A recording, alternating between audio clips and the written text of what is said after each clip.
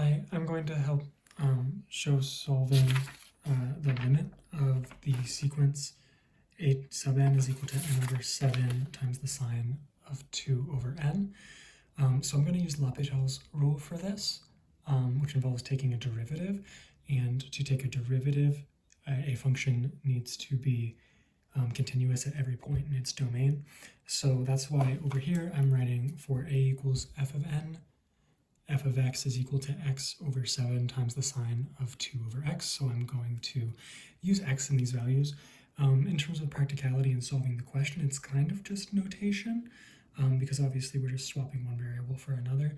But it's important since you can't technically take a derivative of a non-continuous function. So it's important to note that.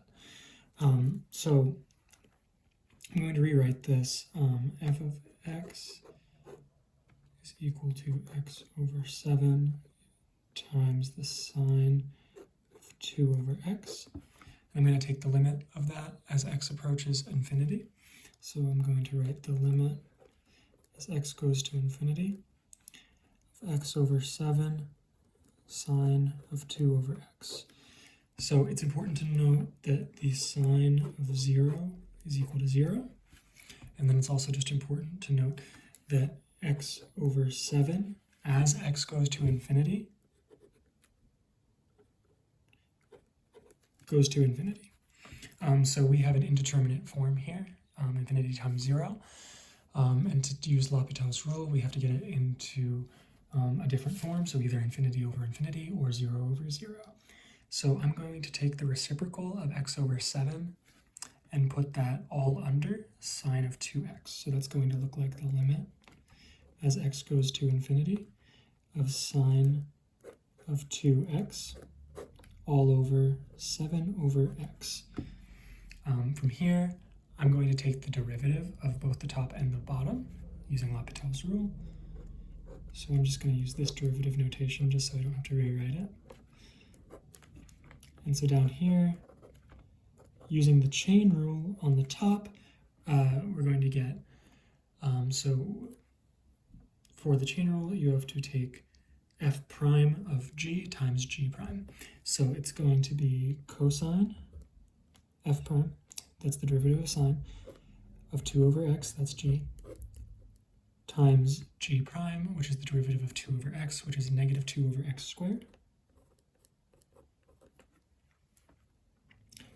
all over the derivative of 7 over x, which is negative 7 over x squared. You can already see that the negatives here are going to cancel. So I'm just going to get those out of the way and not rewrite them. It's just easier to handle it that way. So I'm going to rewrite this, again, writing the reciprocal of x squared over 7 back in the denominator to see what we can cancel.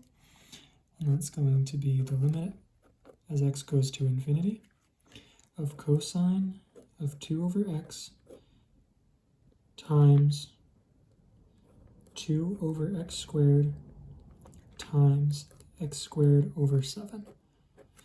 So the x squareds cancel, and we're left with the limit as x goes to infinity of 2 over 7 cosine of 2 over x.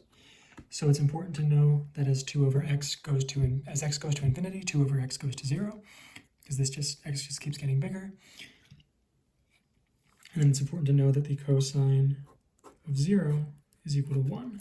So we're left with 2 over 7 times 1, which is equal to 2 over 7. And then just since we swapped this out for x the way that we did to use L'Hopital's rule, I'm just going to rewrite everything as the limit as n goes to infinity of n over 7 times the sine of 2 over n is equal to 2 over 7. And there's the answer.